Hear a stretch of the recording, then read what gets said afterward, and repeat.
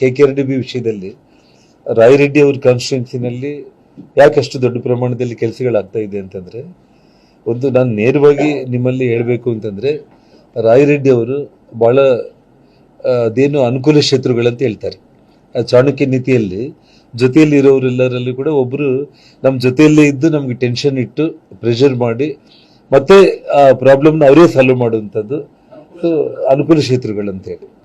ಚಾಣಕ್ಯ ಇದರಲ್ಲಿ 9 ಕೆಟಗರಿ ನಮಗೆ ಎನಿಮೀಸ್ ಇರ್ತಾರೆ, ಅಂದ್ರೆ ಡೈರೆಕ್ಟ್ ಹೋರಾಟ ಮಾಡೋ ಕ್ಷೇತ್ರಗಳು.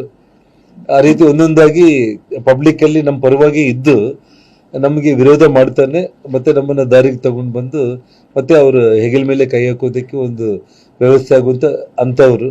ಮತ್ತೆ ಇದು ಪೂರ್ತಿ ಜೊತೆಯಲ್ಲೇ ಇದ್ದು ವಿಪರೀತ ಟೆನ್ಷನ್ ಇಟ್ಟು ಆ ಟೆನ್ಷನ್ ಅವರೇ ಸಾಲ್ವ್ ಮಾಡುವಂಥದ್ದು. ಅದರಲ್ಲಿ ನಮ್ಮ ಬಸವರಾಜ ರಾಯರೆಡ್ಡಿ ಅವರು ನಂಬರ್ 1 ಅವರು. ಹಾಗಾಗಿ ಫಂಡ್ಸ್ ಎಲ್ಲ ಅಲ್ಲಿ ತಗೊಂಡೋಗಿ ಹಾಕೊಂತ ಇದ್ದಾರೆ.